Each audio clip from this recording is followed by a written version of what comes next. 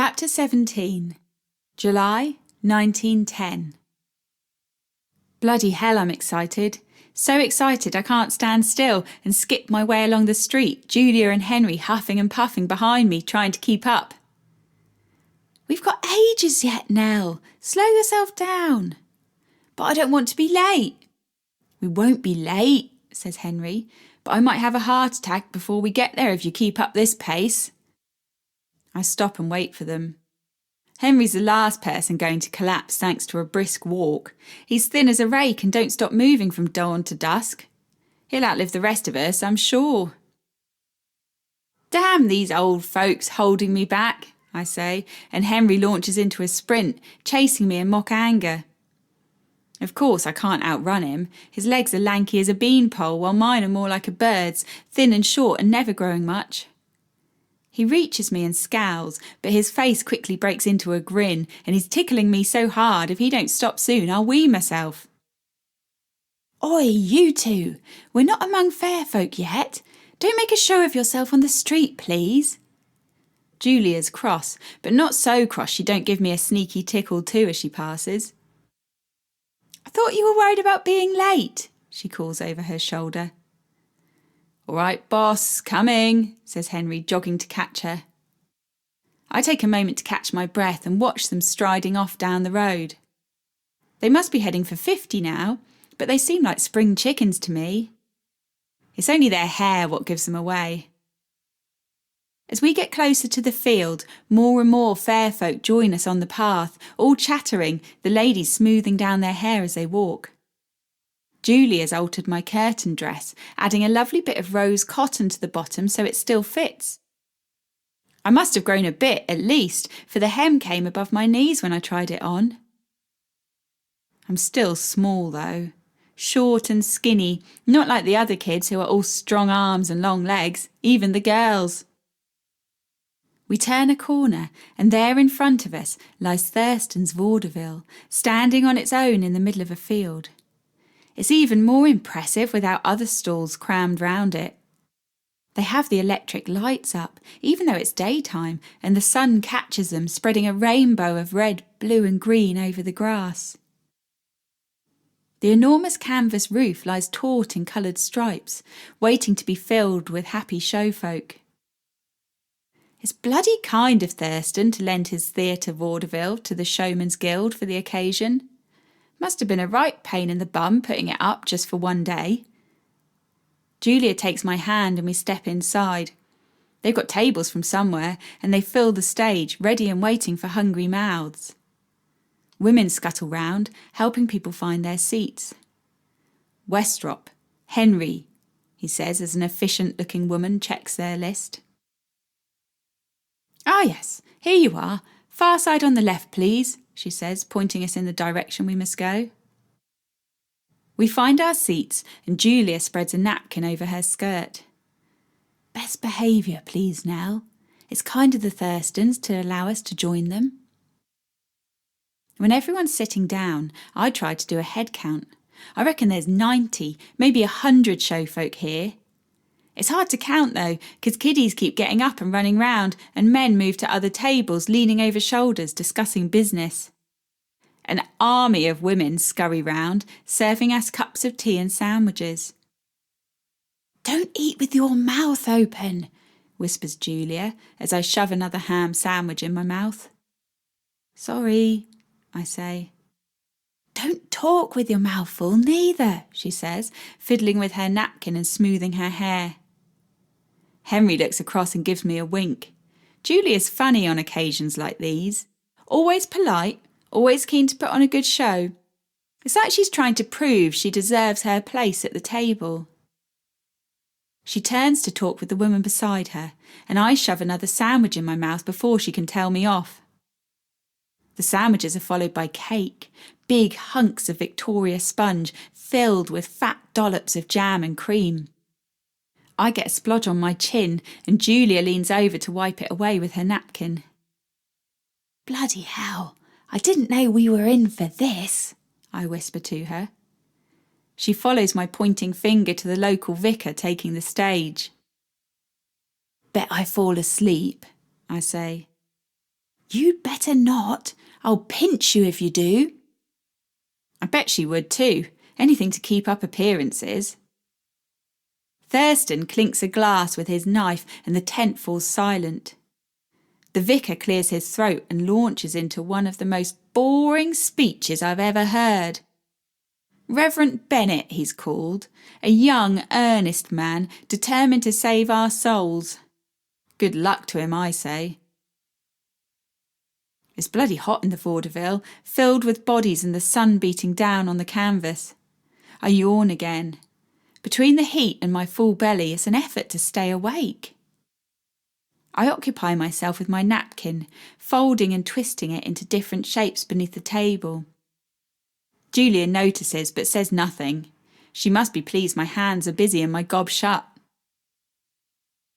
As soon as the vicar shuts up, Welton stands to thank the Thurstons, the guild and the worker ants what served us our tea. Kiddies shuffle in their seats and as soon as Welton's done there's a stampede to the door. Can I go with them? I ask Julia. Yes, just don't be getting up to any mischief.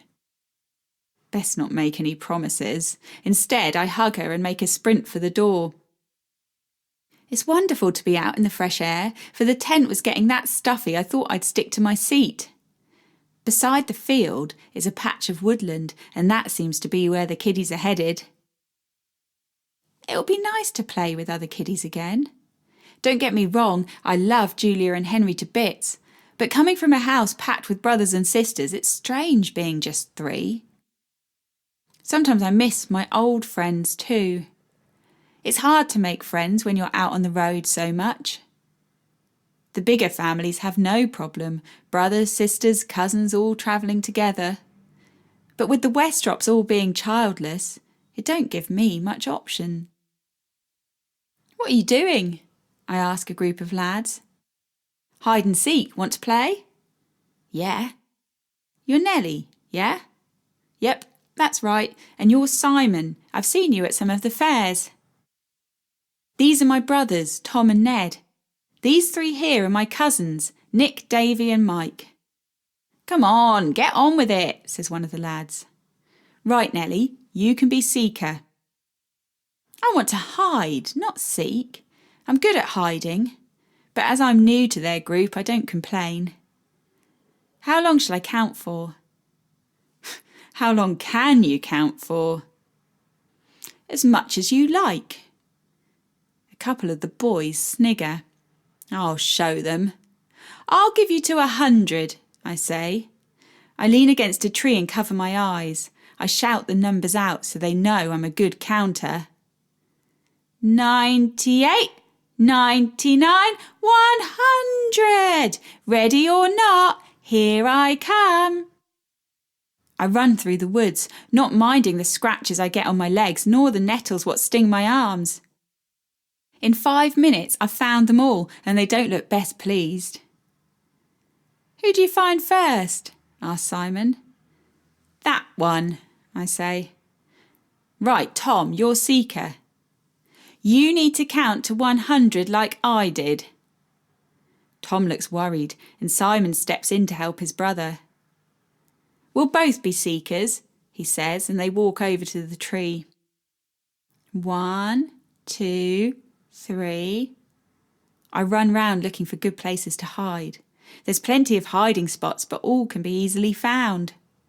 15, 16, 17. I look up. A huge oak tree is stretching up into the sky. Is it climbable? I reckon I could give it a go. 20, 21, 22.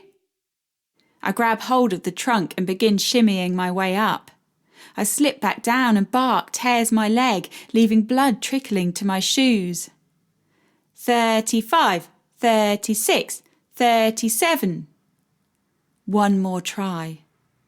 I grab hold of knots in the wood and push hard with my feet. My hands grip a branch and I yank myself up onto it. It's too close to the ground. I'll be spotted. I need to go higher. 57, 58, 59. My hands are sore and my leg stings. Keep going. Have to keep going. 81, 82, 83. I slump back against a thick branch. Leaves hide me safely away, and those boys will have a job finding me up here. 99, 100. Ready or not, here we come. I listen as the boys run through the wood, finding all the others one by one. Where's Nellie? Maybe she gave up and went back. To-wit, to-woo. Did you hear that? To-wit, to-woo. Is that Nellie? I giggle, high enough up that they won't hear me. Through a gap in the leaves, I see the boys scrabbling around, looking behind every bush and tree trunk. To-wit, to-woo, I call again. Nellie, calls Simon, his hands cupped to his mouth. Simon, I call back. She's round here somewhere, he says. Keep looking. It must be another 10 minutes they look for. All right, Nellie, we give up, says Simon. Surely they can't be giving up so soon. It must be a trick. I watch as they walk through the wood.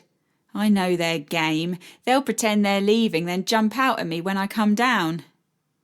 I sit tight. Another 10 minutes pass. Bloody hell, it's boring up here. A twig's poking into my bum and the leaves keep going in my mouth. Time to get down. Getting up the tree was hard. Getting down is harder still. The first few branches are easy, a wooden step ladder I can climb down. Closer to the trunk, the branches are fewer. I'll just have to go for it. I shimmy down the trunk, bark and twigs scraping my skin as I go. I'm almost at the bottom when a small branch attaches to the skirt of my dress. I try to pull it off, but I lose my grip on the tree and go slithering down to the ground. There's a horrible ripping sound as I go. Bugger. Safely on the ground, I inspect the damage. That bloody tree has ripped the back of my skirt in two. My cheeks flush, even though there's no one here to see it. My legs stained red with blood, and scratches cover my arm like I've been attacked by an angry cat. I run my fingers through my hair, as if that will make things any better. There's no sign of the lads, so I head back towards the field. At the edge of the wood I stop. Julia will be mad. Even Henry might be mad. Bloody hell, I can see them outside the tent, hands up to their eyes, searching for signs of me on the field. I'll have to go. I can't hide forever. With my back to the trees, I edge along the field. When I'm close enough, I wave. Henry beckons me to go to them, but I stay put. No chance I'm getting a public bollocking. Henry turns to Julia and says something. I'm too far away to hear what, but he leaves her behind and walks over to me. As he gets closer, the smile drops from his face. What the bloody hell happened to you? A tree. A tree? Yeah, a tree. Well, Nell, you're going to have to come up with a better excuse than that before Julia sees you. Like what? Oh, I don't know. Maybe you were attacked by a bear or stolen away by fairies. Really? On second thoughts, maybe the truth's best. He has his arms folded and is doing a good job of looking cross, but he can't stop his eyes twinkling and that gives him away. Come over to Julia. Time to face the music, I'm afraid. I shake my head and fold my arms. Nellie, I'm not asking you, I'm telling. I shake my head again. What's wrong with you? This isn't like you. Come on, do as I say. I can't. What? Why can't you? Promise you won't tell no one. Well, I don't keep secrets from Julia. No one except Julia, then. I promise. My cheeks go all hot as I turn myself so he can see my back. He claps his hand over his mouth. Stop laughing! I'm not laughing. You are. Well, you might not mind me laughing by the time Julia sees you. I doubt she'll find this funny. We don't have long to find out, for Julia's marching across the field looking cross. How does she know? She must have magic powers. Look at the state of you, she says. You're all cut up and bruised. Are you all right? Well, this is better than I'd hoped for. I'm fine, I say. Same can't be said for her dress, though. I glare at Henry and he covers his mouth again. Nellie? It's nothing. Nellie? Oh, all right then, I say, turning round and feeling my cheeks heat up again. Julia claps her hand over her mouth just like Henry did, but she's not laughing. What have you done to your dress? You look like a vagabond. I'm sure it can be patched up, says Henry. Have you seen it? Everyone can see her knickers. She's a disgrace. How can we get her out of here without the Thurstons seeing us? Why do you care what they think anyway? They're nothing special. You shut your mouth, girl, and stop your insolence. How ungrateful after the treat they laid on for us today. Bloody hell, Julia's proper mad. I shut my gob and look at the ground. We can probably get back through the woods. Have you said your goodbyes? Yes, I have. Then that looks like our best option. Fine, says Julia. You go in front, Nellie, and I'll protect your modesty. We tramp through the woods for ages.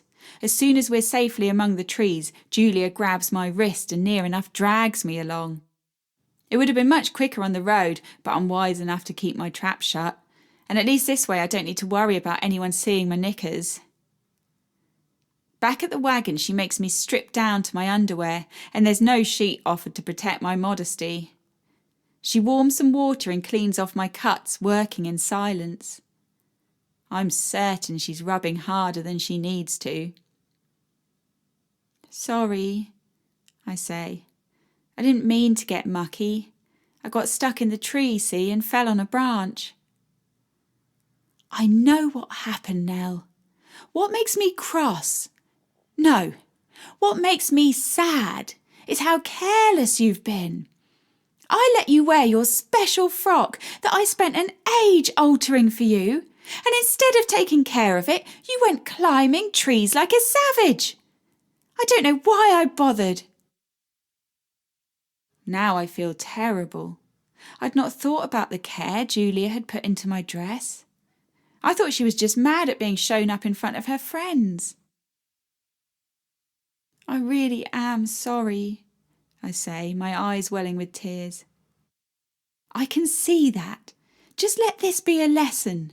There's a time and a place for tomfoolery. A special treat tea is not the place. If you go through life acting how you want, when you want, you'll receive nothing but trouble. Sorry. How many times will I need to say sorry before she forgives me? It's straight to bed with no supper for you tonight. Off you go. Julia and Henry sit outside, leaving me to stew in my own juices. They're out there for ages, playing cards together under an oil lamp. I'm still awake when they come in for bed. Julia must know I'm awake, but she ignores me, right until she's in her nightdress. Then she squats down beside my bed and whispers, "You awake?" "Yes." "You're still in the doghouse, but I have one question for you." "What?" "Did the other kiddies find you?" "You mean when I hid?" "Yes." "No, they gave up in the end." "It's dark, so I can't be sure, but I think she's smiling." She bends down and kisses my forehead. Sleep tight, Nell. Tomorrow's a new day and we'll start afresh. Chapter 18, December 1910. Blimey, the year has flown. Ilford, Cambridge, Bedford, Thrapston, Aldborough, Banbury, you name it, we've been there. Takings have been good. The flatty's appetite for a fair as hungry as ever. The new rides help, steam power making everything faster, brighter, noisier. The flatties lap it up. Ours might not be as fancy as some shows, but the shooting gallery never loses its appeal. Must be the chance to hold a gun what does it. Those office blokes with soft hands like how manly they feel, holding metal between their fingers. Have to keep an eye on their macho antics after they've sunk a few pints though. I'm always excited for this time of year, for Norwich is on the horizon. Freddie will have grown big since I saw him at Easter. I hope he remembers me. Before we can get to Norwich, we're in Beccles. It's a pretty little town this, all red brick buildings and wide river. It would be nicer in summer, mind. As well as the usual stalls and rides, a few folk are selling bits and bobs for Christmas. Homemade wreaths and gingerbread houses. I think it's a bit early. We wait till Christmas Eve to get gifts. I suppose there's no harm planning ahead. We'll only be here for 2 days, and the first has gone very well. These small town fairs often turn out well for us, probably because there's not much else for people to do. It's miserable weather, but to be expected this time of year, and it don't seem to put people off. The flatties come that wrapped up, they look 4 times their usual size. Either that, or people are fat around these parts. I'll need you to mind the gallery all day today, Nell, says Julia, pulling across her sliding door. Everything all right? Henry's not too good. What's wrong? Just a touch of cold, I think, probably from standing in the freezing weather all hours. He got a fever. Could be worse, but he's burning up and very snuffly. An enormous sneeze comes from over in their bed. You need anything, Henry? It's all right, Nell. Julia's a fine nurse. Got everything under control. He must be feeling rough, for Henry never stops work for nothing. I've seen him working the gallery with a burning fever and a dicky belly and not complain. Strong as an ox, Julia says, and she's right. Best keep our fingers crossed we don't all go down with it, or the Christmas season will be a disaster. And if it turns out to be something worse than a cold, Julia will have to inform the council, and we'll be out on our own somewhere till no longer infectious. You start setting up, and I'll be over as soon as I've made Henry some breakfast. I'm not hungry, calls Henry. You've got to feed a cold, love, Julia calls back. I wrap myself up nice and warm and head outside. It's a job setting up on my own, for I'm not tall enough to reach the top of the canvas, but I try my best. Will and Sophia notice me struggling and wander over to help. By the time Julia comes out of the wagon, we're all set up. Goodness me, Nell, you've done a grand job here. Did it all by herself, says Sophia, winking at me. That's so, says Julia, giving me a nudge. How's Henry? Oh, he'll live. Managed to get a bit of porridge down him and he's perked up a bit. He'll be right as rain soon enough. Me and Julia do a fine job of holding the fort while Henry's laid low, but we're both knackered by the time packing up rolls round. You mind me sleeping in with you tonight? Says Julia. I'd like to avoid Henry's germs if I can. Will you fit? I'm not that fat, says Julia. You know I didn't mean that, I say. We'll manage if we top and tail. I'll try not to snore. Strange having Julia in with me, but nice too. We chat a while, but when I let out a huge yawn, she tells me it's time for sleep. I don't sleep well. In the night, her feet keep bashing my face and she wriggles like a worm beneath the covers. In the middle of the night, I give up and doze in the armchair till morning. Julia stirs. "Morning," I say. "Morning." Bloody hell, she sounds like she's got a peg clipped to her nose. She pulls the blankets tight, shivering, even though I've lit the fire and it's warm in the wagon. "Oh, not you as well." "Seems so," she says, shivering again. "Can you check on Henry for me?" I slide open the door and find Henry propped up in bed. "How are you feeling?" "Better than before, but weak as a baby. Not sure I'll be much use today. Is Julia all right?"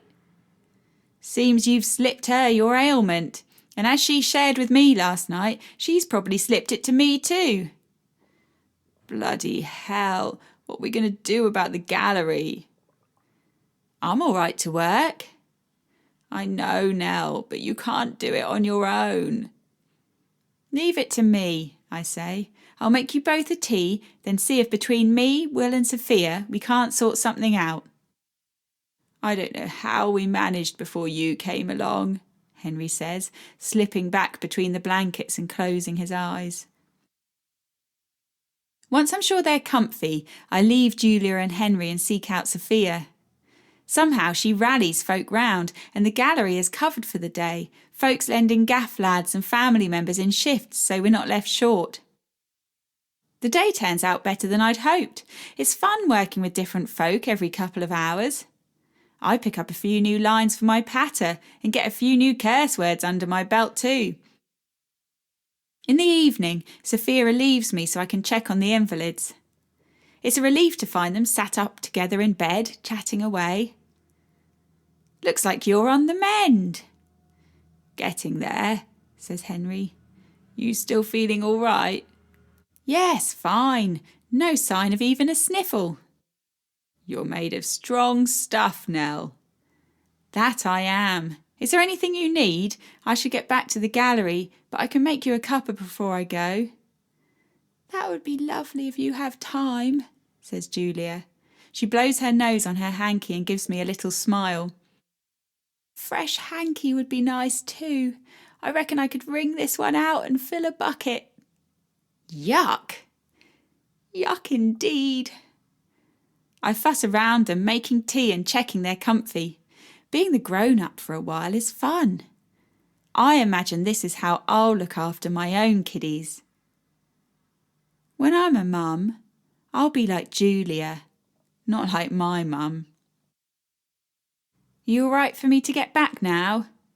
"Yeah, best not keep Sophia too long. She's her own stall to get back to."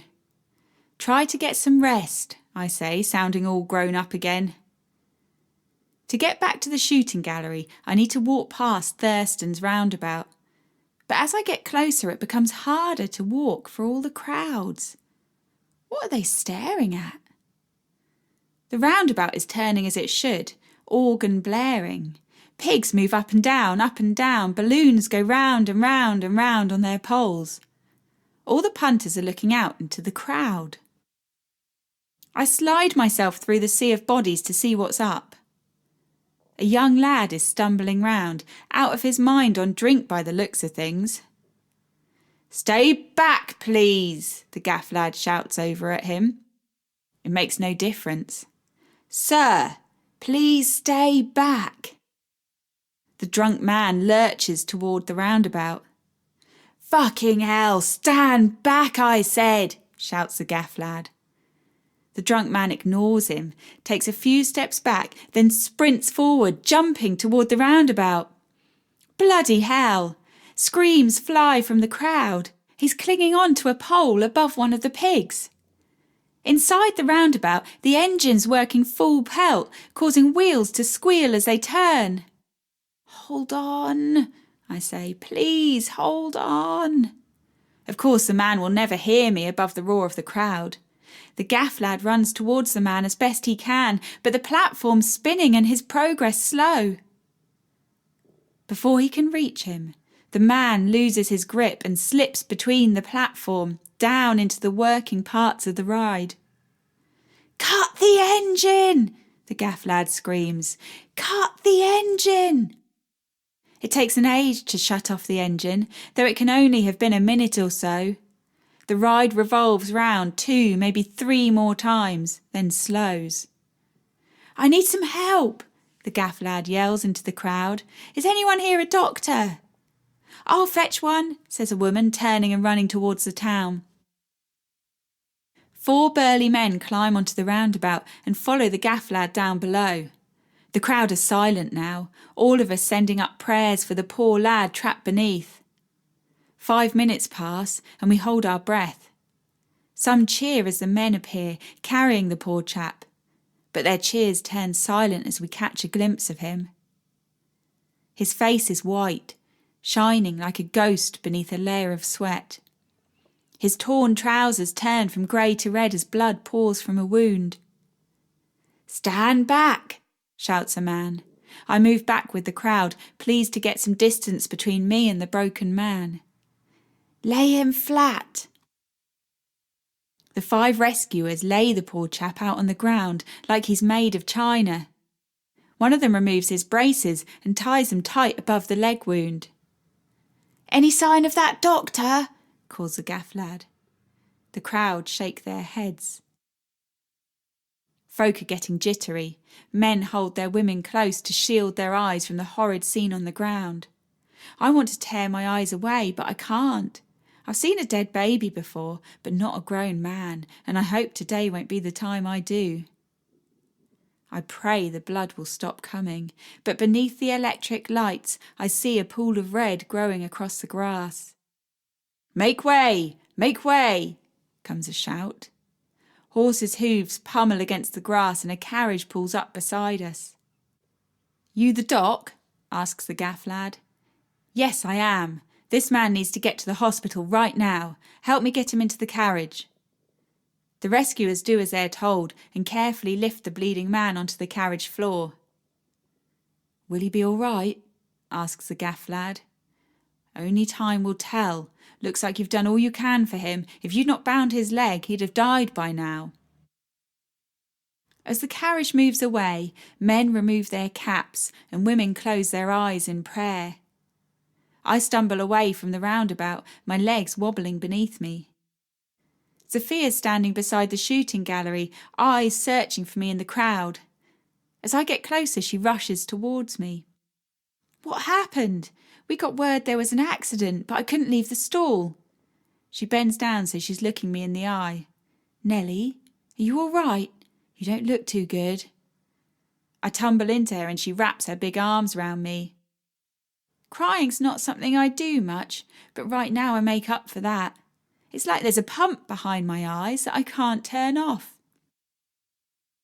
Even when the water stops pouring, every few seconds my shoulders shudder and I can't catch my breath. "Will," Sophia calls, "close up the gallery. I'm taking Nell to our wagon." I try to stand on my own, but my legs are that wobbly, I tumble into Sophia once more. She scoops her arms beneath my legs and lifts me, cuddling me like a baby. "You're such a slip of a thing," she says. Inside her wagon, she lights the fire and sits me down on her bed.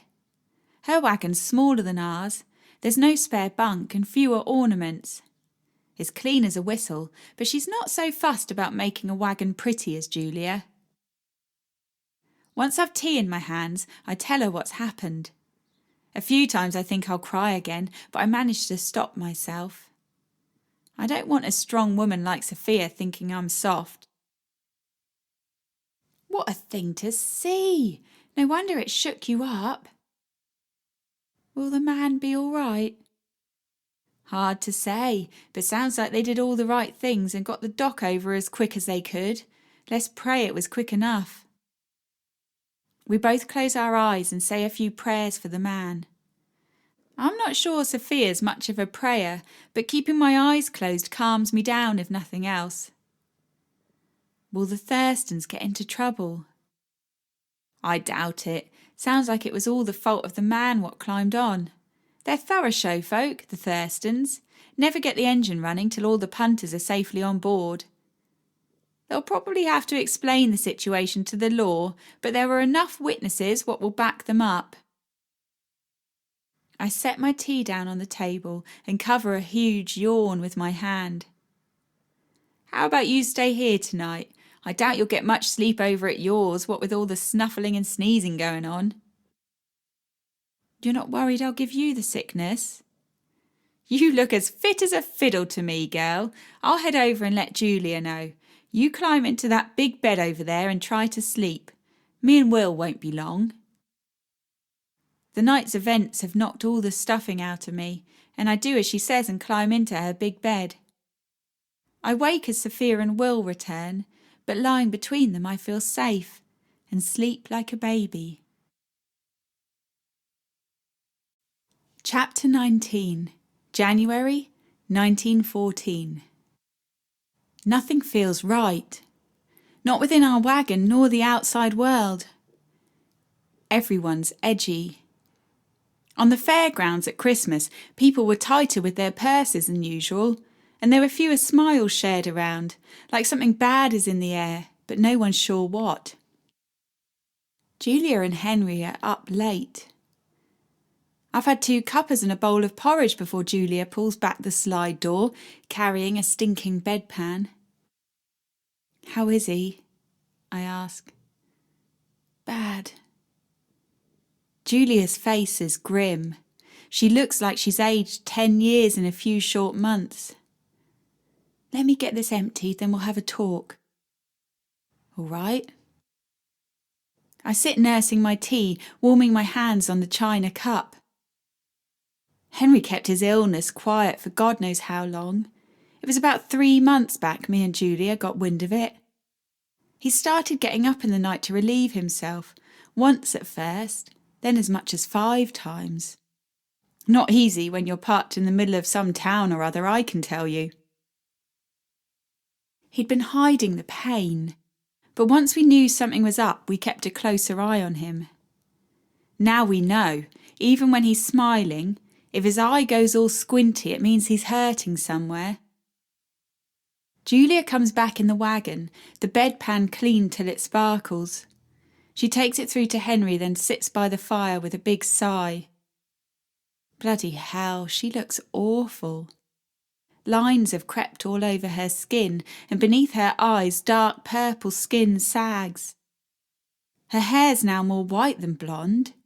She's cut it to her chin, and instead of falling in waves, it bounces up in a frizz around her cheeks. I still think she's beautiful, but I'm not sure she'd turn many heads walking through a fairground now. Here, I say, handing her a cuppa. Thanks, Nell. You're a star. What's going on then? I ask. You don't beat around the bush, do you? Come on, spill the beans. We both know there's something going on with Henry. I'm worried about him. Me too. I'm not sure the wagon's the best place for him over winter. Really? She stares down at her tea and I don't press her. Give her time and she'll tell me those thoughts what are whirring round her head. Besides the lack of a privy, he's in no state to take on labouring work, and there's nothing we can do round here. What are you thinking? I've been wondering about heading north. North? Yes, I've a cousin up there who'd most likely let us stay with her. What will we do with the wagon? She lives just outside town on a farm. We could park up the wagon till Henry's better. Me and you could get work in a mill for a bit, and Henry could help around the farm when he's up to it. When will we be back on the road? Who knows? We'll have to see how Henry fares with a bit of country air.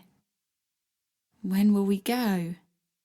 Well, I've written to my cousin, and as soon as I receive her reply, assuming she says yes, we'll get on the road.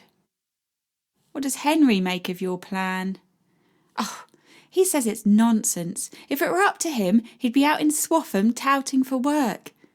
But we both know he's not up to it. It's another week before Julia collects her cousin's letter from the post office. Henry's been pottering round the wagon all morning, but keeps stopping to sit down. I keep my gob shut. He don't want no mention of his illness, and it's a banned topic of conversation. He's too proud for his own good, if you ask me. What does she say? I ask as Julia appears through the door. I've not read it yet. Give us a chance. Julia sits down and reads through the letter. Well? Read it yourself, she says, handing me the letter. Her cousin's writing is like a child's, all big and round and full of mistakes. I get the gist, though. We can stay with her for as long as we want, she says. She'll want something towards our room and board, but only as much as we can afford. Her kiddies have all grown up now, she says, so there's plenty of room for a few waifs and strays. When do we leave? Tomorrow. Bloody hell. Nell, can you let Will and Sophia know? I want to talk things through with Henry, get him to see this is for the best. Of course, I say, gathering up my coat. Will and Sophia are that sad. They both have tears in their eyes when I tell them. We'll be back for the summer season, I say, but they stay quiet, and although I don't want to admit it, I know what they're thinking. They won't be seeing Henry after tomorrow. I try and rally us. Julia reckons the air up there will do him good. A nice long rest and he'll be back on his feet in no time, she says. I'm sure she's right, says Sophia, patting my hand like I'm still a little girl in need of comfort. Well, we can't let you go without a decent send-off. I'll gather a few folk and we'll have a proper leaving bash. Not a word to Julia and Henry, though. Will taps the side of his nose. I tap the side of mine. See you later, I say, and head over to our wagon. I'm a good 5 yards away, but I can hear things in the wagon aren't happy. Henry's shouting. Julia's shouting back. I don't want to disturb them, so sit on the wagon step, hands clapped over my ears. The wagon door flies open, knocking me to the ground. Henry don't even notice me lying in the mud and storms across the field with more energy than he's had in weeks. I stand myself up and brush off the mud what's clinging to my coat. Julia is sat in the armchair, head buried in her hands. I sit on the floor beside her and stroke the back of her head. You all right? A sob escapes from between her hands. We sit in silence, the only sound the fire's crackle and the rattle of windows clipped by the wind. I don't want to lose him. Why can't he understand that? You're not going to lose him, I say, my voice more confident than I feel. I have to do all I can to make him better. I'd swap places with him if I could. Julia takes her face from her hands and looks at me. Her eyes are red and puffy. There's a drip of water clinging to the end of her pretty nose. She wipes her eyes and nose with a hanky and smooths down her hair. There's no point me sitting here blubbing. Let's get packing while we wait for that foolish man and his foolish pride to calm down. We set to work packing belongings away in cupboards and storing the breakables. Henry don't reappear till the light is fading from the sky. Where have you been? Demands Julia.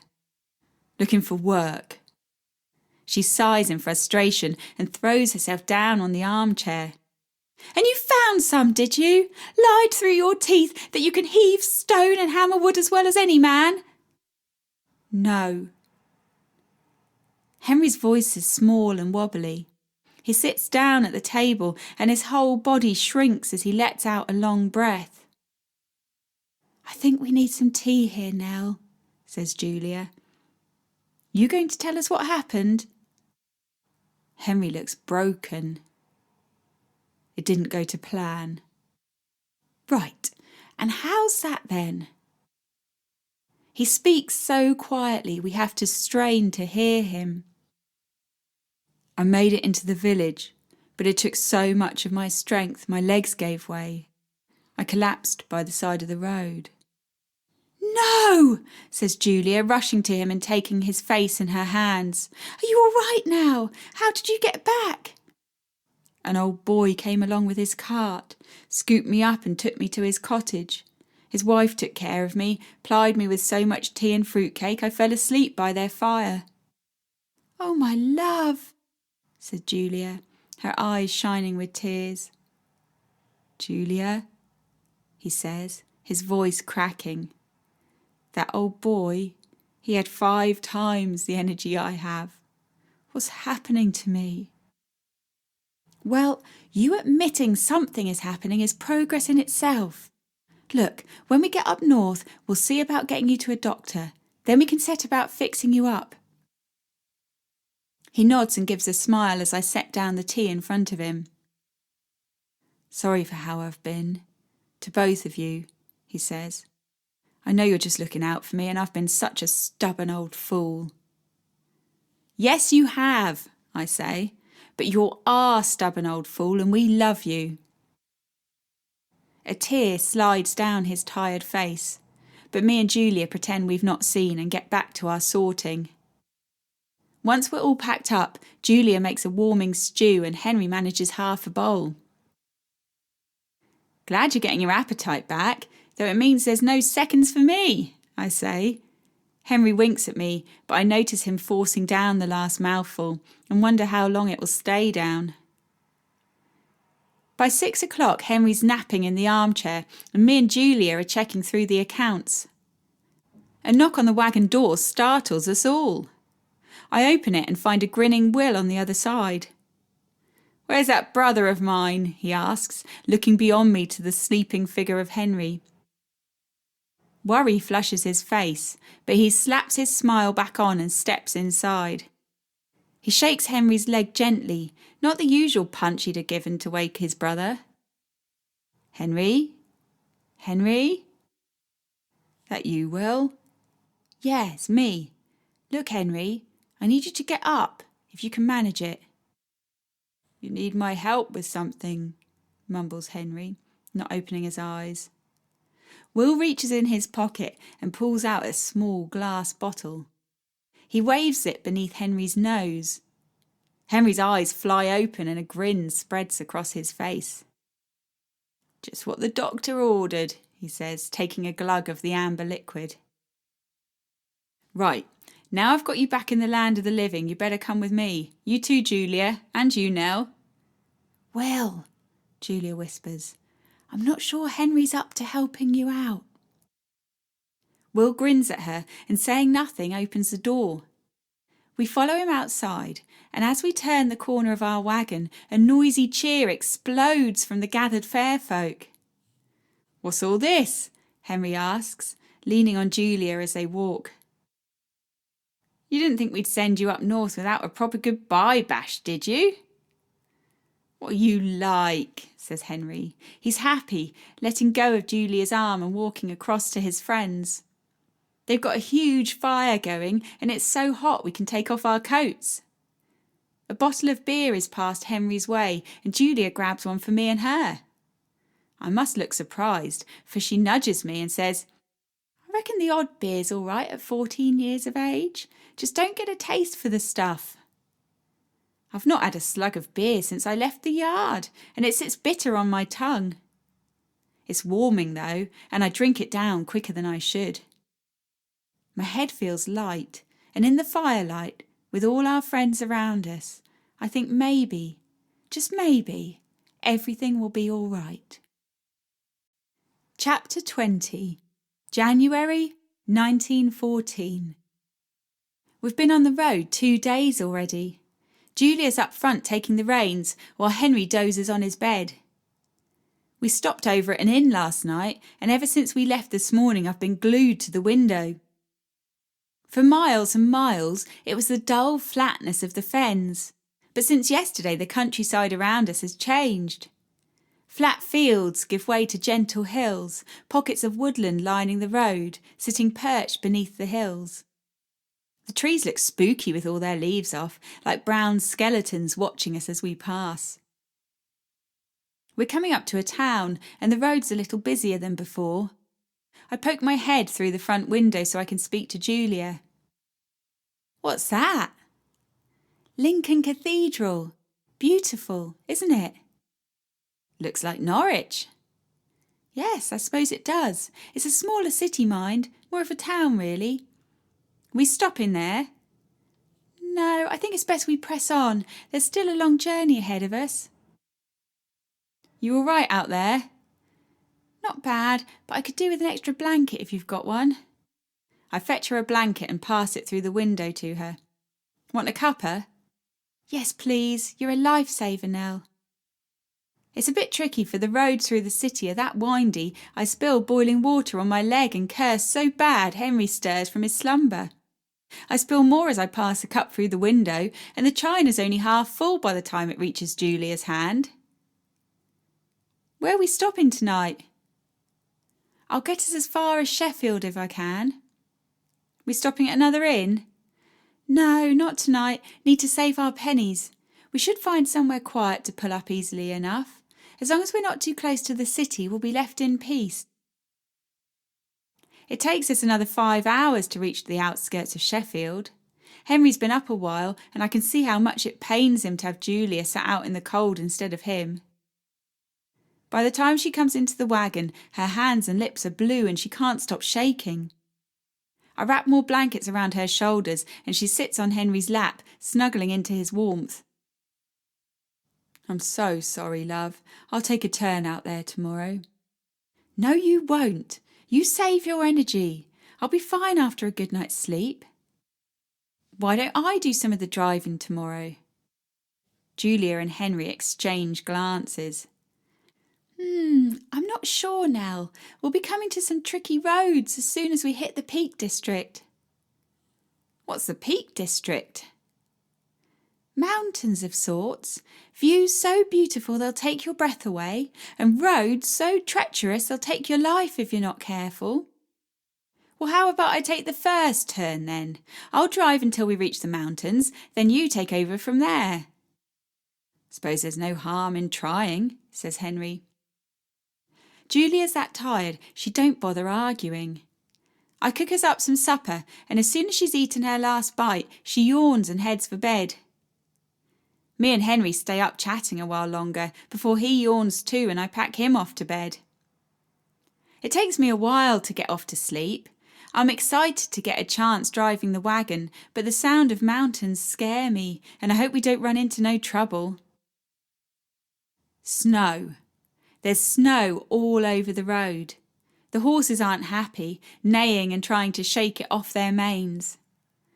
Ice covers the inside of the windows, and I reckon I've put on all the clothes I have during the night.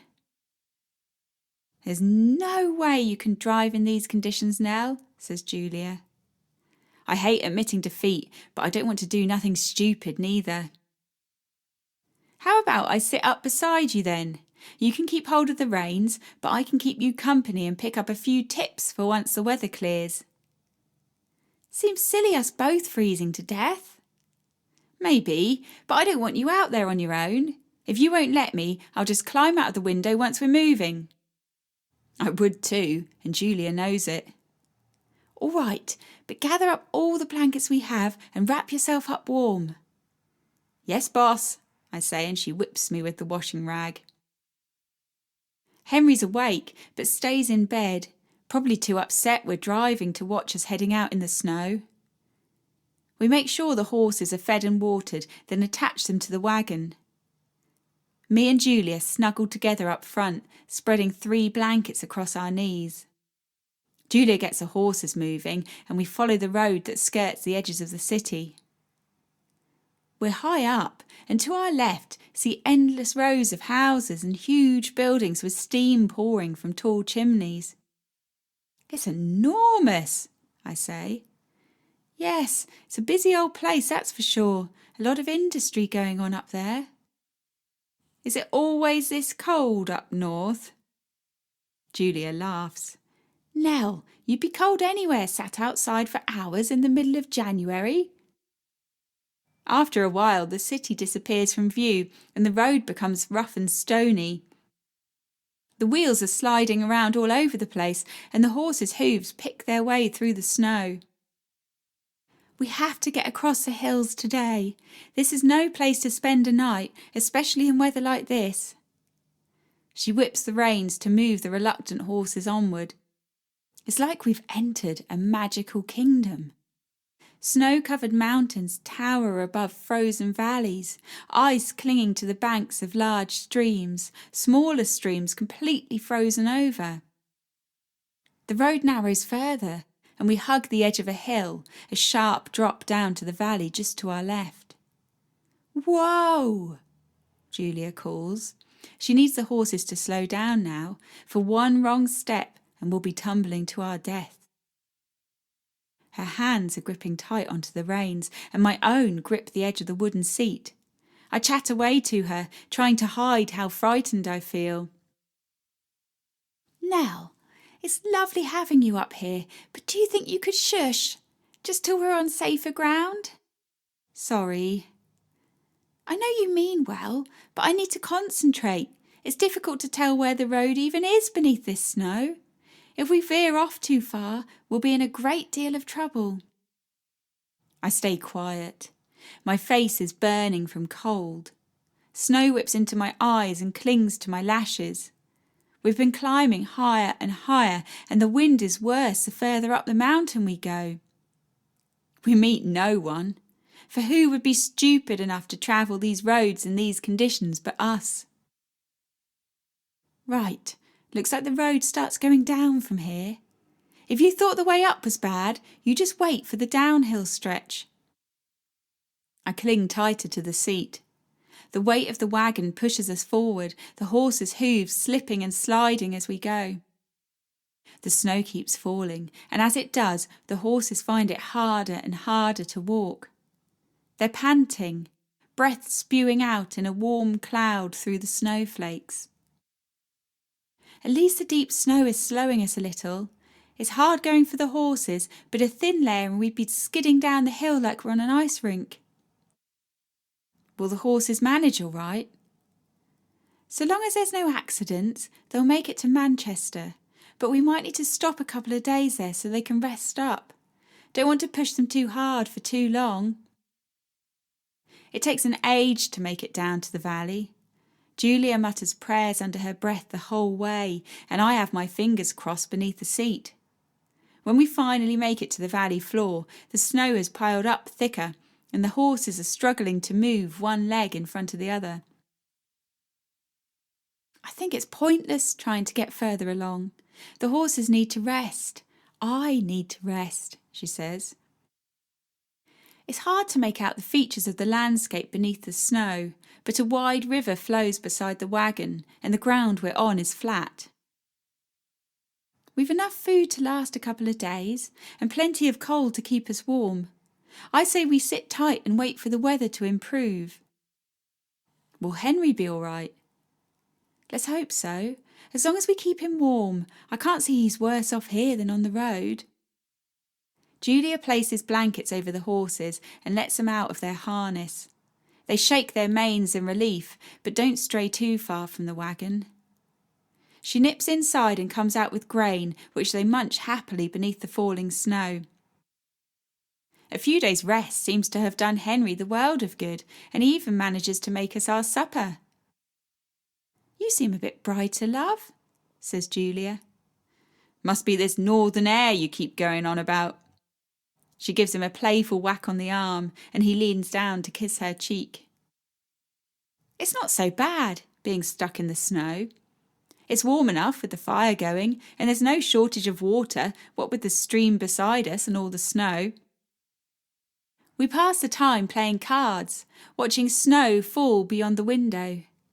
We've run out of milk, but as long as the tea is warm, it's good enough for us. I wake in the middle of the night needing a pee. With my feet shoved in my boots and a shawl around my shoulders, I go to open the wagon door. It's stuck fast. Bugger. I try again. Is it jammed? I open the window and poke my head out, trying to see what the problem is. Bloody hell, there's snow piled up right up to the handle. No wonder I can't push it open. For a moment, I panic. What if we're trapped here forever? But I remind myself, snow's not forever. Soon enough, the sun will come and melt it away. The bedpan's in Julia's room, and I don't want to disturb them. I grab a bowl from the stove and fill it with wee. With the window fully open, I tip it out, enjoying the slight sizzle it makes as it hits the cold snow. The snow's piled up so high, I can lean down and grab a handful. I rub it round the bowl till I'm sure it's clean and put it back where I found it. Julia's in a right tiz when she wakes the next morning and finds us snowed in. How will we get out? How will we feed the horses? We can't wait for it to thaw. It could be weeks. Just push me out with a shovel. I'll see to it in no time. You sure? Why not? I'm small enough to get through and strong enough to shovel us free. You're an angel, says Julia. Once I'm wrapped up warm and have my boots on, she holds the window open for me to climb out. It's a soft landing, and the snow has come up a good 5 feet, so there's barely any drop. Here you go, she says, handing me the shovel. Ta-da! I say, opening the door 10 minutes later. Well done, Nell, Henry calls. How you feeling? Bit rough, not too bad. We staying another day? I asked Julia. Reckon it's for the best. The horses are cold, but at least they're resting their legs. If they're strong enough, we might be able to do the final stretch in one push tomorrow. I'm pleased we're making progress once more. The roads are still hilly, but nothing like what they were back in the Peak District. The snow has melted a little, and the horses' hooves can feel stone beneath the snow for the first time in days. We pass through Manchester around midday. The roads are clear, most folks staying inside thanks to the weather. Beyond the city, Julia lets me take a turn on the reins. You're a natural, she says as I guide the horses along the road. Thanks. I'm not sure I could have managed those mountain roads though. You did a grand job getting us through there safely. There wasn't much choice, says Julia. She takes one of the blankets from her legs and wraps it round her shoulders. You go inside for a bit if you're cold, I say. No, you're all right. It should only be another hour or two till we're there. I don't want us getting lost. You been to the farm before? Never. But Cousin Chrissy sent me directions, and I know the area enough to find the farm, I hope. Julia nods off a couple of times, lulled by the rhythmic click-clack of hooves and the gentle rocking of the wagon. She wakes when the road becomes rough, jolting the wagon over rocks and potholes. The light is fading. Big hills looming up in the distance, the road harder and harder to see in the half-light. Wait, says Julia, squinting at the land around her. There should be a track coming up on your left. Keep your eyes peeled. We move the horses on slowly, glancing around us for signs we're nearing the farm track. There it is, says Julia, pointing. We reach the entrance to the track and swap seats so she can turn the horses and wagon sharply to the left. What's going on? Calls Henry. Nearly there, says Julia. Best sit down in there, Henry. I reckon this track will likely be a rough ride. She's right, of course. The track is the roughest we've driven on. Several times the horses stumble and we all pray they won't fall at the final hurdle. At last, the lights of a building break through the gloom. Julia follows them like a beacon, pulling the wagon up in front of a double-storey stone building. As soon as the horse is still, a door opens and a pack of feral dogs run yapping towards us. I'm used to dogs on the fair, but these ones are wild, jumping up at us and nipping at our ankles. A shrill whistle sounds and the dogs pause their barking, ears pricked up straight. The whistling comes again, and the dogs run to the woman making the sound. A short, plump woman is making her way towards us. In the half-light, it's hard to make her out properly, but the only resemblance to Julia seems to be her golden hair. Unlike Julia's, though, this woman wears hers pinned to the top of her head, the odd curl breaking free and framing her pink face. "Welcome to the farm," she says. Julia jumps down and hugs her. "Who's this young thing?" "This is Nellie." "Nellie?" "Chrissy." I jump down and stretch out my hand. "We'll be having none of that," says the woman. She bats away my outstretched hand and pulls me into her boobies. She smells of animals and sweat, but she's that warm, I reckon I could stay pinned to her all night. Chapter 21. February 1914. "You'll need your hat on," says Chrissy as she meets me in the hallway. "Damn chilly out there this morning." I grab my hat from the hook by the door and follow her outside. This is our morning routine: feed the hens and pigs in the freezing cold, then make breakfast for everyone back in the warm. It's pitch black in the yard, but Chrissy holds her lamp up and we spread the feed out evenly enough. It was hard getting out of bed this morning. My room don't have a fire like Julia and Henry's do, and I'm sure there was a layer of ice on the blankets this morning. "Put the kettle on," says Chrissy once we're back inside. I do as I'm told. Chrissy is friendly as anything, but not someone to mess with. She's as tough as any show folk I've met, and that's saying something. She potters around the kitchen, doing 3 jobs at once. I squeeze past her massive bum to hang the kettle over the fire, and she hands me some bread to butter as I go. "When d'you start work, girl?" 2 days' time. "You and Julia did well to get jobs round here. All the folk are queuing up for jobs at mill. You should bring in a fair old wage if you work hard enough." "Can't be harder work than the fair," I say. "I'm sure we'll manage." "I'm sure you will." Chrissy chucks a big lump of butter in a pan and throws a handful of sausages on top. They sizzle and spit, making my belly grumble and mouth water. I'm surprised I've not grown as big as a heifer in the 2 weeks we've been here. Chrissy's a feeder, all right. But I suppose you need plenty of food to keep you going on a busy farm. "Those sausages I can smell." Chrissy's husband Stephen walks in and gives her a peck on the cheek. He's as large as her, but in a strong way, not fat. His cheeks glow red beneath his beard, and his voice booms out low and gruff. Not that he speaks much to me. I'm not sure he was best pleased about us pitching up at his place. He's not unkind. It's more that he pretends we're not there. Happier with sheep than people, Chrissy says. Julia's next to appear.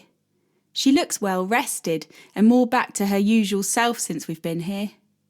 Even her hair's grown a little and the frizz is turning back to waves. "How's Henry?" "Good. Slept right through last night. Seems a little stronger too."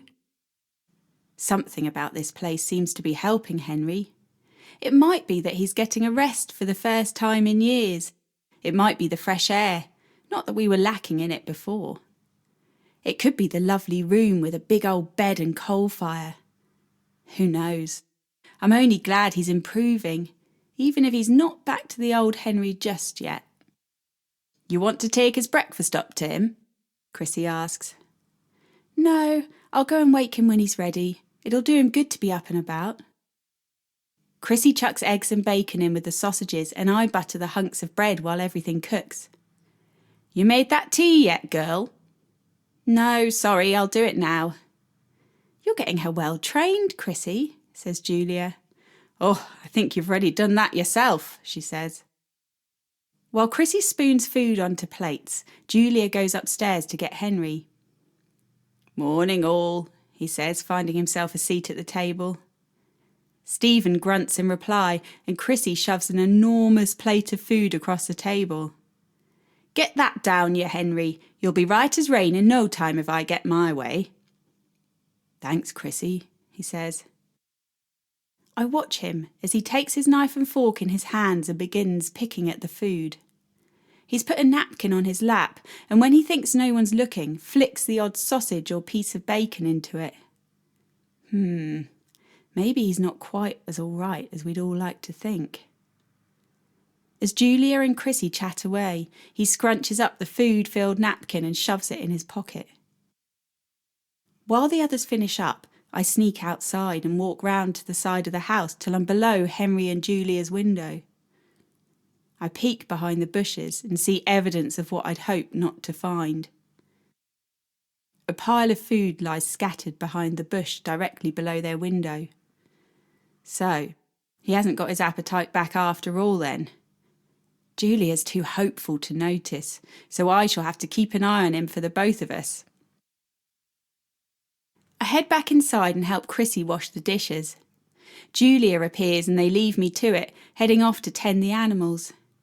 Henry walks through on his way to the barn. Stephen set him up in there with some mending jobs and a chair. It's nothing like the work Henry used to do, but at least it keeps him from feeling a burden. I tackle the pile of washing Chrissy's left for me, pulling it through the old mangle, feeling a pang of regret it's not me and Florrie doing it together. It seems an age since we stood in the yard doing Mum's washing together. I suppose it is an age, really. 8 years. Bloody hell, how is it already 8 years since I left? I hope to God she stopped seeing that bloody gaff lad. I've had no word from her since I last saw her, and to tell the truth, I'm fearing the worst. It was wonderful to see her and Freddie again at Christmas, but Florrie came along every night, and I soon realised it wasn't me she was there for. Joe, his name is. I'd not seen him before, but I asked around and found out he does the rounds, going from this fair to that, taking what work he can, moving on when he's sacked. He had the spiel down to the ground. No doubt he'd practised it on girls all over the country. Florrie fell for it hook, line and sinker. I caught them one night, kissing behind our wagon. Joe had his hand up her skirt and she went the colour of a tomato when she saw me watching. Who knows if I'll be back in Norwich at Easter? I hope so. I want to check she's all right and not nursing a broken heart. Worse would be if she's still with him, but there's nothing I can do about it from this far away. The way things are going, I'll be surprised if we make it back to Norwich by Christmas. But you never know. Julia seems to think Henry's on the mend, and she knows him better than anyone. Days pass quickly on the farm, and soon our first morning of work rolls round. I'm nervous. Julia's nervous. All we eat for breakfast is a couple of pieces of toast. Our churning bellies can't take no more than that. It's an hour's walk from the farm to the town, so we set off at 6 in the dark. Julia knows the way, which is lucky, for there's no light to see by. It's hard going walking to town. Up, down for miles. My legs aren't used to hills, and I'm worried that after a day on my feet, I won't manage the walk home. The sun rises as we enter the town. Rows and rows of small houses packed tight together on sloping roads. People are spilling out of them, all heading for the mill. Chrissy told us most of the town work at the mill. India Mill it's called, because that's where the cotton comes from, or so they say. We follow the hordes of workers until we find ourselves beside the biggest building I've ever seen. I reckon it could give Norwich Castle a run for its money. You two new? A woman asks. Yes, first day today, says Julia. Right, let me show you the ropes. I'm Anne, by the way. Nice to meet you, Anne. I'm Julia, and this is my daughter Nellie. I can't help smiling when Julia calls me her daughter. It might be a lie, but it feels true to me. Nice to meet you, ladies. You done work at mill before? No, we just moved from the east. That's careful of Julia, not mentioning the fair. Best not give flatties a reason to hate us before we've even started. The crowd of workers part to let a horse pulling a loaded trailer of cotton through the gates of the mill. "I'll show you where to clock on." We follow the woman through the entrance and hang our coats on a line of hundreds of hooks nailed into a wall. A man in a worker's coat appears, clipboard in hand. He takes down our names and points us in the direction of our workstations. I had hoped me and Julia would be working together, but despite her insistence I'm not a child, my size goes against me. I see Julia's face drop as I'm classified a child and handed my job. It will mean less earnings, a lot less earnings. The coated man leads us through to the spinning room. Bloody hell, what is this madness? My hands clap over my ears, but Julia gives me a little shake of the head and I take my hands down. I thought the fair was noisy, but it's nothing compared to this. The room stretches out for miles, machines clanking, clapping and whirring, all powered by steam engines which make a fair old racket themselves. I doubt I'll be making many friends here. No one will hear me above the noise. I blow air up at my hair, for we've been here less than 5 minutes and already it's sticking to my forehead. Why don't someone open a bloody window? I don't reckon I've been this hot since burning summer days back at the yard. Dad would be all right here, what with the time he spent in Africa. Probably hotter than Africa. I'm glad I'm not wearing my coat. At 6:30, I meet Julia by the gates. 12 hours. 12 hours we've been on our feet, sweating and turning deaf from all that racket. If I'm headed for hell when I die, I reckon the mill will be good training. Julia's red in the face and her hair is frizzed right up over her ears. She's still bent over, like her body can't straighten itself out just yet. "Home," she says. The journey that took an hour this morning now takes 2. Our steps are more like shuffles as we make our way along the gloomy roads. We left in the dark and return in the dark. What kind of life is this? Not one I want for much longer, I can tell you. I long for the lights and colour of the fair. I long for fresh air, happy faces. I even long for rain on my skin and rowing with the odd flatty what tries to swindle me. At least we were in charge of ourselves there, not at the mercy of some damn man in an overcoat barking instructions and checking our every move. No, this isn't the life for me. Julia barely says a word the whole way home. I'm glad, for I don't think I could summon the energy to reply. It's only as the farm comes into view that she speaks. Not a word to Henry about the bad stuff. We've had a wonderful day, understand? I nod and we carry on walking. At the gate, Julia pauses. Look, Nell, I know this mill business isn't much fun, but it's only for a time. Only till Henry gets back on his feet and we can get on the road again. I wrap my arms around her and she sinks into me like she can't even find the energy to stand. It's all right. We'll do what we must do. Summer will be here soon. Henry will be better and we'll be sticking 2 fingers up to the mill as we pass by in our wagon. I hope you're right, says Julia, brushing away a tear. Come on, let's get back. I reckon Chrissy will have a fine supper laid on for us, and as soon as I've shoved some food in my gob, I'm crawling into my bed. Julia laughs and uses the last of her energy to push on to the farmhouse.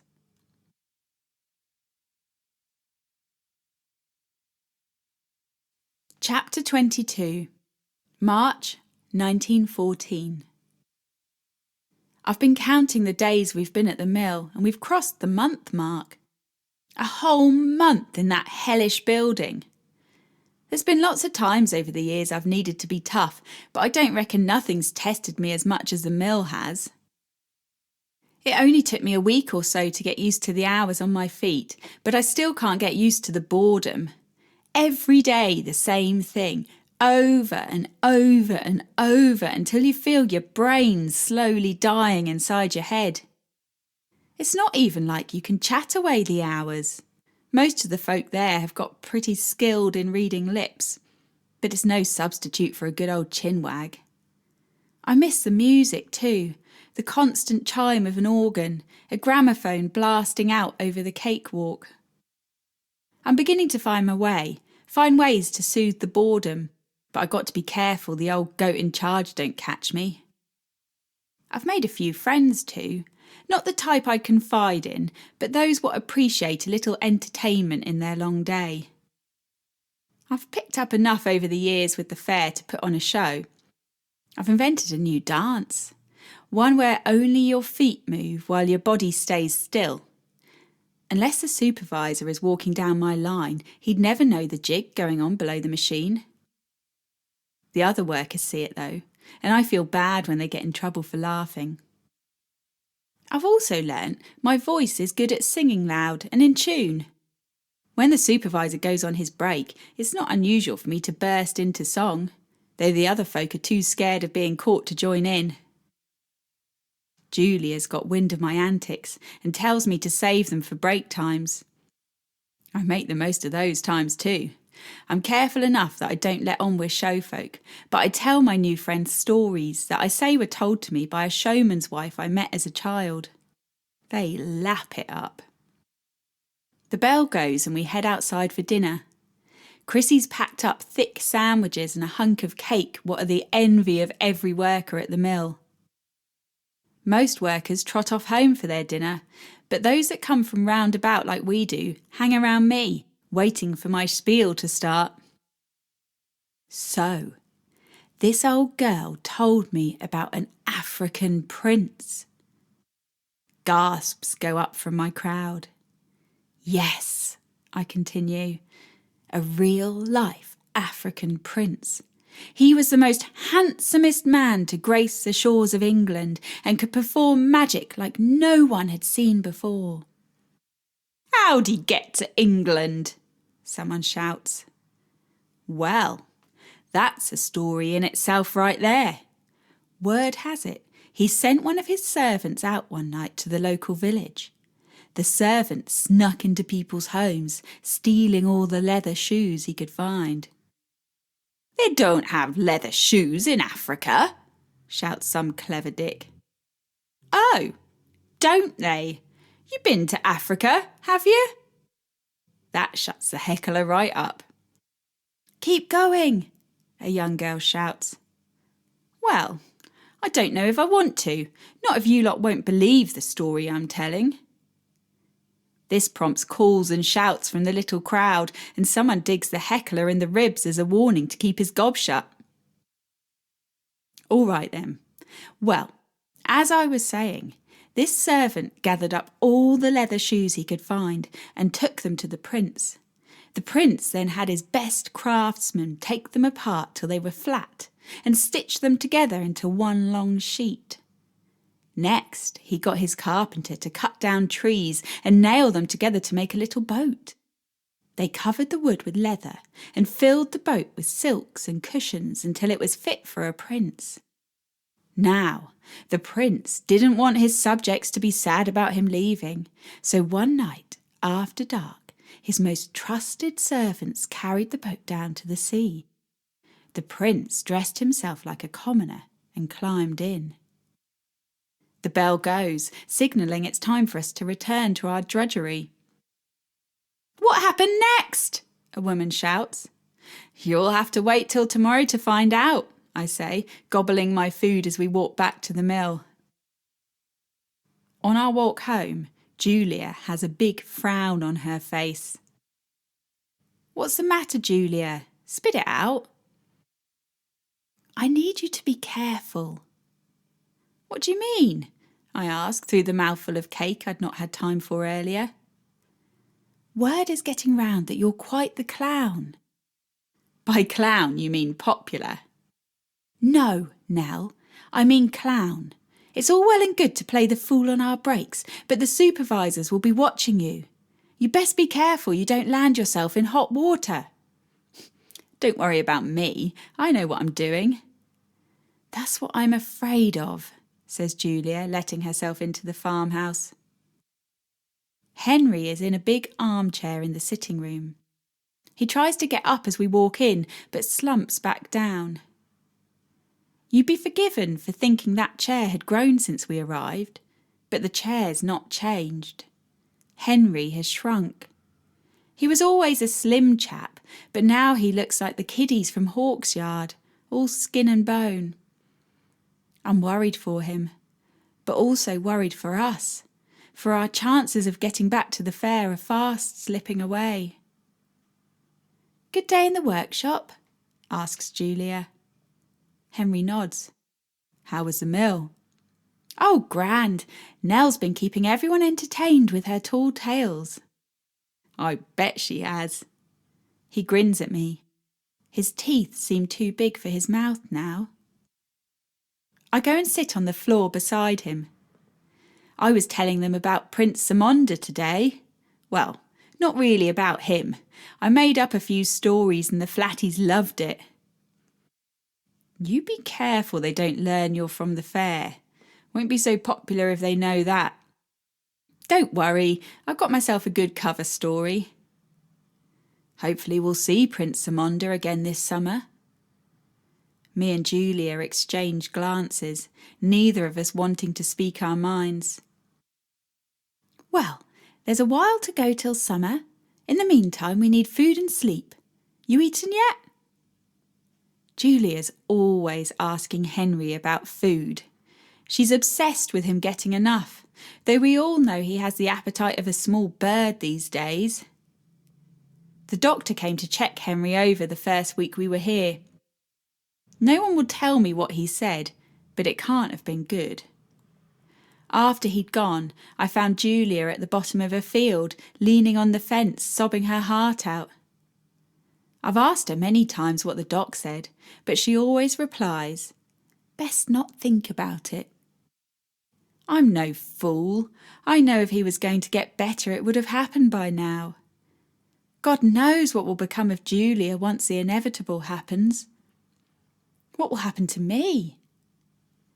Chrissy and Stephen have been kind putting us up for a while, but it's never been thought of as a permanent arrangement.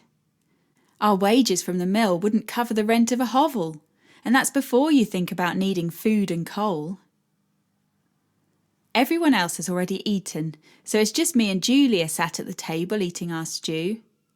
Henry's up in bed, and Chrissy and Stephen are out checking on the animals. Julia? Yes? What's going to happen to us? What are you talking about, Nell? I mean, if Henry... When Henry gets better, well, we'll go back to the fair, of course. She stands up quickly, scraping her chair against the stone floor and tipping the remains of her food into a bucket for the pigs. Julia, we got to talk about it. No, Nellie. No, we don't. You don't know what it is we're talking about anyway. Don't know what the doc said, do you? No, but I've got eyes in my head as well as a brain. I'll hear nothing more on the subject. Julia is breathing fast, gripping onto the table as if to steady herself. She turns to leave, then grips the table again, afraid to let go. Tears are swimming in her eyes, and she swallows hard to push them away. I can't think about it, all right? I think of nothing else, but I can't say it aloud. I'll let you know when I'm ready to talk. All right, I say to her back as she rushes from the room. I head to my bed, but my thoughts whir and I can't get myself to sleep. Whatever happens, me and Julia must stick together. I won't leave her to deal with this alone. Where would I go anyway? From the other side of the wall, I hear Henry groan. It must be loud to get through these thick walls. The doc left him with some bottles of medicine, but I haven't noticed them helping him at all. Chapter 23. May 1914. Spring on the farm is a wonder. Daffodils have finished poking their heads around, and now the grass is covered in daisies, purple pinks and yellows filling the sheltered spots beside walls and hedgerows. The chickens are laying again, and it's eggs for breakfast every day now.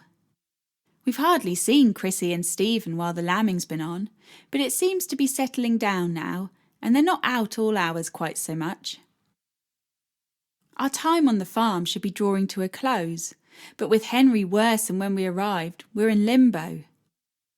Julia's still not spoke to me about what we'll do. Soon she'll have no choice if the look of Henry's anything to go by. I'm terrified of losing him, but I also can't bear to see the shell of him clinging on. In that much pain, his face is permanently scrunched. I've been waiting by the stable door for 15 minutes. We should have left for the mill by now. It's not like Julia to be late. It's normally her waiting for me. The front door creaks and she walks across the yard. It's nice and light in the mornings now, so don't feel so hard dragging yourself out of bed when it's like this. You all right? Yes, she says, but she don't look it. She's pale as anything and looks like she could do with a week in bed herself. Bad night? It's the pain. I can't bear to see him in so much pain. Her voice is quiet, like she's saving all the fight she has left for when Henry needs her. How she manages to care for him after a 12-hour shift and an hour's walk each way, I can't say. Most nights I don't even hear his groans, I'm that dead to the world. But for Julia, she's lying right beside him night after night. Lost sleep has made her irritable, and she's prone to temper these days. If she shouts, she then feels awful about it and bursts into tears not long after. I'm careful with what I say, and these past weeks our walks to and from the mill have been mostly in silence. We're half a mile in before Julia speaks. He wants to go back to the fair. Well, we both know that won't be happening. No, I don't mean back on the road. I mean just one more fair. He wants to be there one last time before... She turns her head so I can't see her tears. You're thinking of saying yes? Nell, it's a dying man's wish. I can't see how I can refuse. She said the word. Dying. The word that's been sitting on the tips of our tongue for months now. Death, dying, dead. None of us wants to say those words, but we need to, and she knows it. Can we take him to one round here? That's not what he wants. He wants to be around his own people. Will, Sophia, even keeps talking about seeing old Charlie Thurston's vaudeville one last time. Think he'd survive the journey? Not with you and me alone. I'd need to be in the wagon with him, and you can't drive across the country by yourself. How can we do it then? I'll write to Will, see if he can catch a train up here and travel with us. I've looked at the schedule and I reckon we could make it to Cambridge for the Midsummer Fair next month. If we wait any longer, it might be too late. Her voice catches as she speaks and I take her hand in mine. What will we do after? Oh, Nellie, I really don't know. Let's get through this next horrid bit first, shall we? Then we can have a proper think. All right, I say. I want answers. I need answers, but I'm wise enough not to ask again. Our talk on the way to the mill changes the air around us. It's like we'd been walking through a thick cloud, and now it's cleared till it's lurking just above our heads. It blocks the sun. People around us laugh and joke, but there's a sadness covering us that's likely to be with us some time. We're certainly in no mood for the bloody Jobsworth who clocks us in. 5 minutes late, ladies. That will be recorded and docked from your wage packet this week. Fuck off, mutters Julia. I whipped my head round to see if the man heard. He did. "What did you say to me?" He's snarling like a wild animal, all curled lips and squinty eyes. I said, "Coat off. You heard me, didn't you, Nellie?" "Yep," I say, unbuttoning my coat. "Coat off. That's right, Julia. Best get to it." I take her arm and almost drag her through to the spinning room before her mouth shoots off again. "What's that you said about me keeping my head down? Looks like it's you we need to watch out for." She gives me a small smile. "Sorry. It's just we've got more important things to worry about than 5 minutes on the clock. Word is they changed the clocks here anyway, so they're always running a few minutes early. Stupid bastard's wrong if he thinks I give a damn about timekeeping these days." "Right, Gobby, get to your work and keep out of trouble for the rest of the day. See you at dinner, and try not to worry. Things will work themselves out, one way or another." "When did you get so grown up?" "Since you needed looking after. Now shoo." Julia heads off between the long lines of machines. I watch her till she's out of sight. "Stop your daydreaming and get to work, girl," calls the supervisor. I flick him the V's from beneath the machine. Maybe it's knowing we'll be leaving soon, or maybe it's the sadness that covers me, but the minutes are ticking by slower than I've ever known them go. I click my heels and tap my toes, jigging around, but it don't help. I begin to sing under my breath. "My grandfather's clock was a Waterbury watch. It could live 90 days without food." "You singing there, lass? I'd rather see your hands moving than your lips." "Singing? Me? You sure it's me you saw?" The supervisor turns his back and I start singing again, this time louder. "It was kept in the hall till the cupboard got too small, and we had no place for food for to stock. So the butter and the eggs and the little mutton legs, we kept them in me grandfather's clock." Maybe it's the sadness about Henry, maybe it's the thought of leaving, maybe I've just had enough. Whatever it is, I don't care no more. "Stop singing, girl, or there'll be consequences." "Oh, and what might those be?" The supervisor goes red in the face and begins walking towards me. I step back from the Jenny and start singing again. "And the works of the clock, though the butter melting in it, sent the fingers flying round at 100 miles a minute." "That's enough! I said enough!" Now all the folks on my line have stopped their work, all looking to see what the commotion's about. The supervisor steps towards me. I fling my arms out beside me and let out the longest, loudest note I can. He lurches towards me and I run, singing all the while. "My grandfather's clock was my mother's perambulator, round the park in it we used to ride. There was me and Treacle, Tommy, Liza Ann and Justice Hawkins, screaming Jimmy and the twins all stuck inside."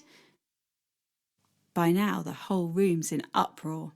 As I run past, folks join me in singing. I've picked a good un. Old Formby's a local lad and people can't resist joining in. "Out!" screams the supervisor. "Get out and never come back!" I run out into the sunlight of the street. The joys of my rebellion only last a few minutes. Perched on a wall, I begin to feel a fool. Julia's got enough on her plate without me losing my job. Didn't she say I was grown up? And now I've let her down by behaving like a child. Bugger. I can't decide if she'll be mad, sad, or both. Most likely both. I've got 5 or 6 hours till she breaks for her dinner, and I have to face her. Not much point sitting waiting all that time. I jump down from the wall and walk through the town. It's pretty enough round here, what with the town being surrounded by hills on all sides. A tower lies above the town that's always left me curious.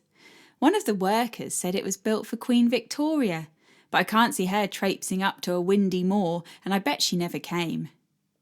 It should be easy enough to reach, not like I can miss it with it poking all that way in the sky.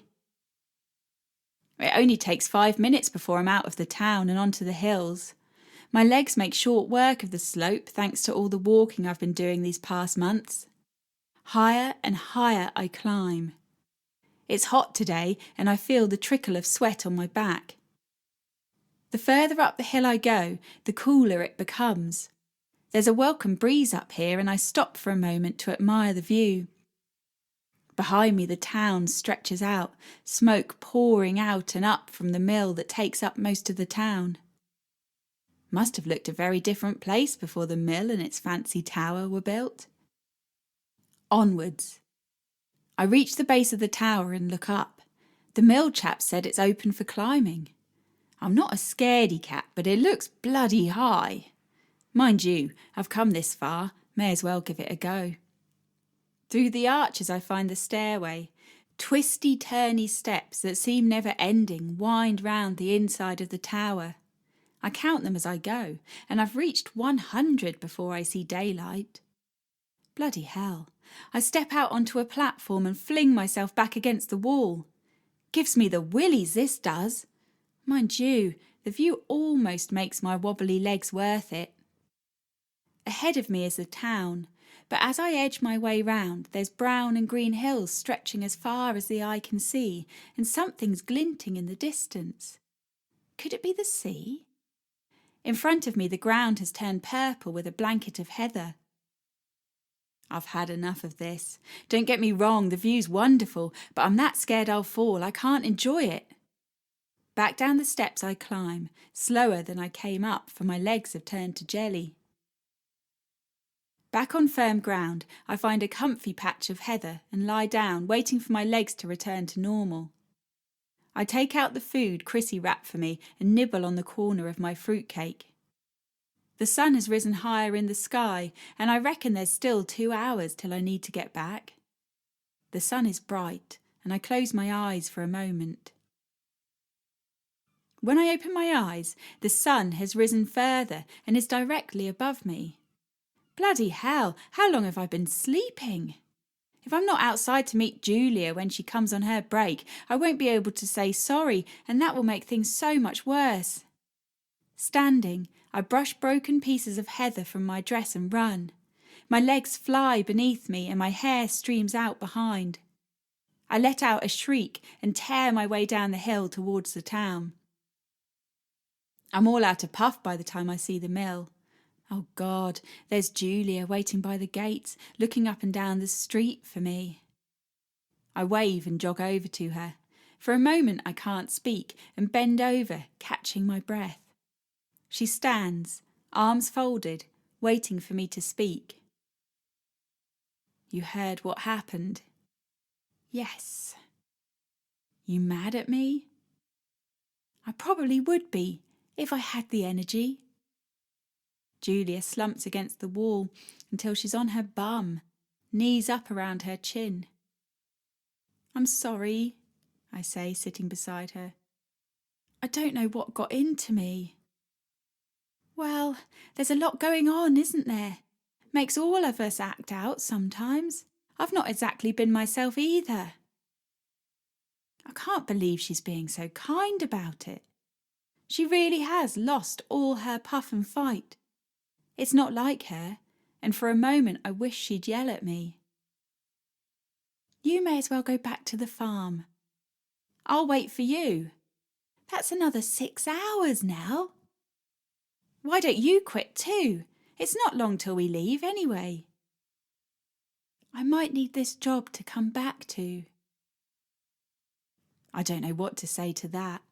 Where does that leave me now? You sure you don't want me to wait? No, you get off.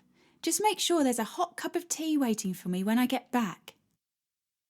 Julia kisses my cheek and heaves herself up to standing. She walks back towards the mill, her steps shuffling, her shoulders bent like she has the weight of the world sitting upon them. Chapter 24, June 1914. Although no one said it, I think they were all relieved when I got kicked out of the mill.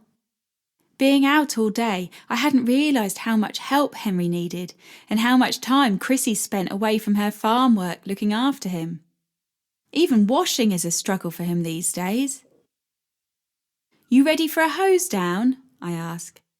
Henry groans as I tip another pan of hot water into the copper beside the fire.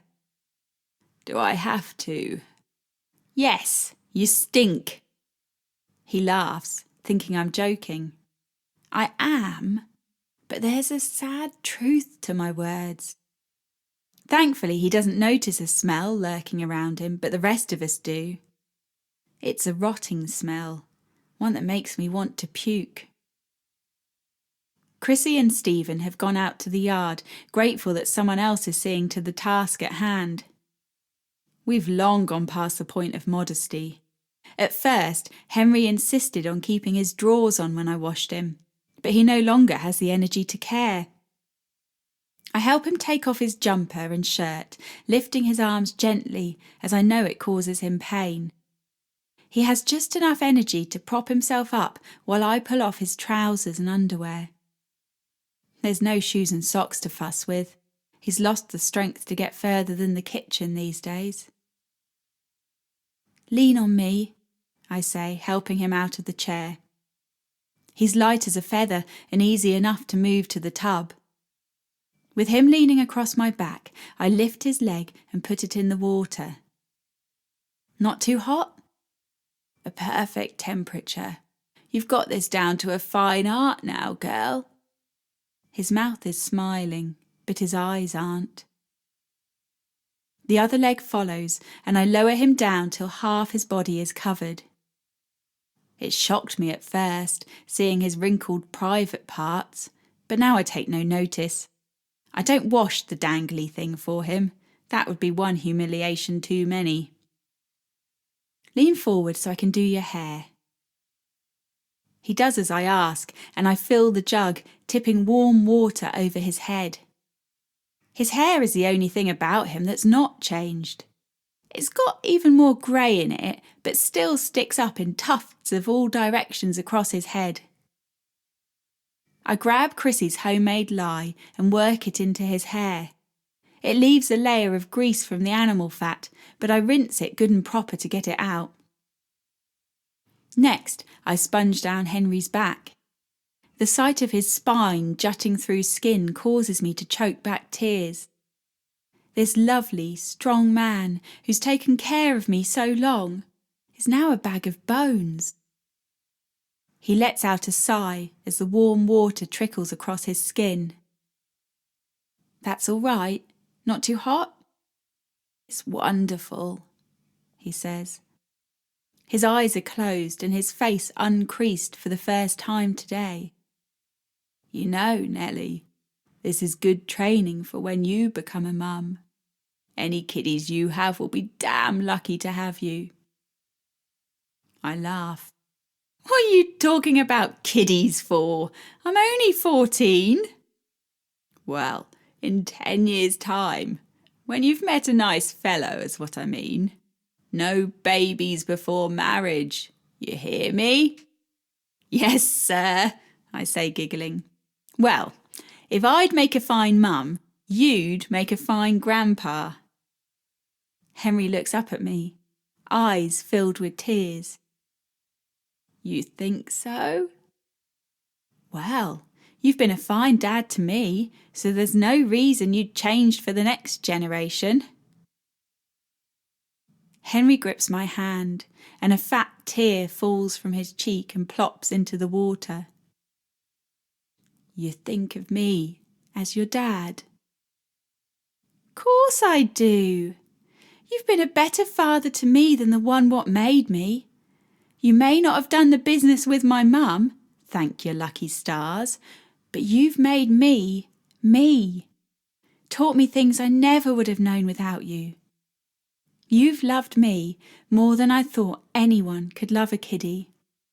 I'll be grateful to you and Julia as long as I live." He pulls me into him. Suds and water cover my apron, but I don't care. This is our goodbye. He knows it. I know it. There may be months to go yet, but what needed to be said has been said. Come on, you soft old fool. Let's get this finished and get you back to bed. After drying him down and helping him to his bed in the sitting room, I head back to the kitchen. I tip out the soapy, tear-filled water into the yard, thinking there'll be many more tears shed before this is finally over.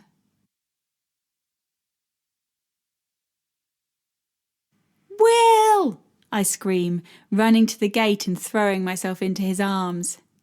Well, this is a nice welcome if ever I saw one.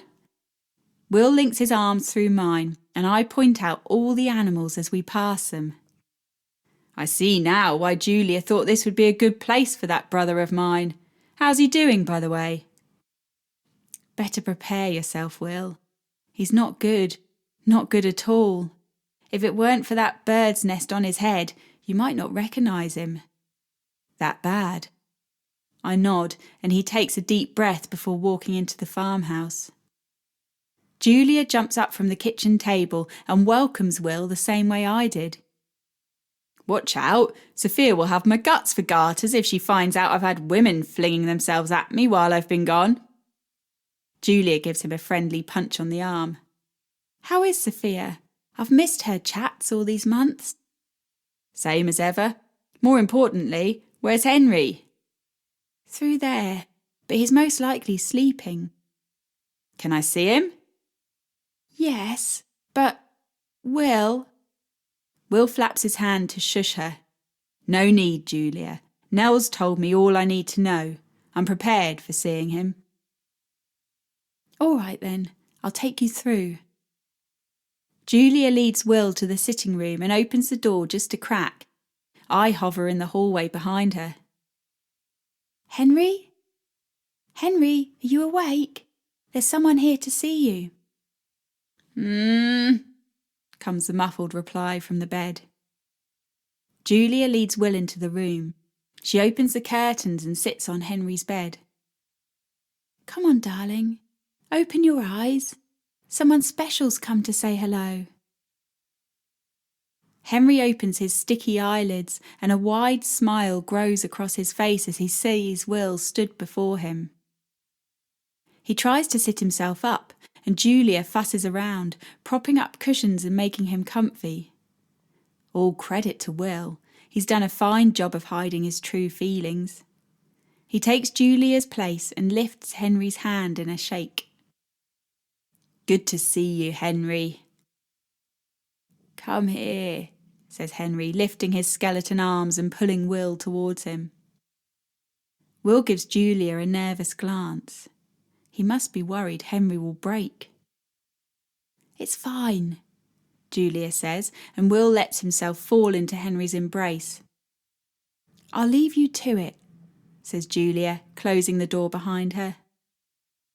Will's in with Henry 30 minutes before he returns to the kitchen. He sits down at the table and puts his head in his hands. Julia moves her chair closer and strokes his back. After a minute or two, Will takes a big breath, scrubs his hands in his hair and squares his shoulders. Tea? I ask. Thanks, Nellie. You mind if I ask what he said? Asks Julia. Will's laugh causes me to jump. Nothing deep and meaningful, if that's what you're wondering. He made me tell him all the news of the fair. Who's got what new stall or ride? What's our schedule for the next 12 months?